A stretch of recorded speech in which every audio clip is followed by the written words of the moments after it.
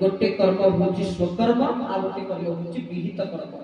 स्वकर्म बोले जोटा हम निज पई निज शरीर भलकिया पई बा निज रोजगार पई निज परिवार पई निज संसार पई हम जो कर्म करूचे ताको स्वकर्म कहा जाय। और विहित कर्म का कहा जाय जगतर कल्याण पई हम जो कर्म करूचे ताको विहित कर्म। हरि हरि बोला सेही पक्ष मते नेउ जाओ प्रभु जेउठी कल्याण हबो सेही बुद्धि मते देउथाओ प्रभु जहिरे मंगल हबो।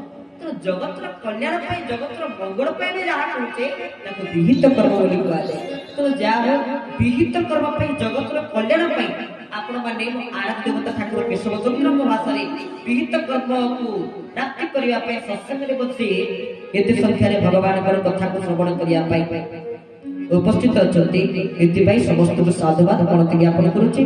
तो ये हेले महाप्रभु को संस्कृति रे मां लक्ष्मी कर भूमिका आउ ठाकुर को जो सब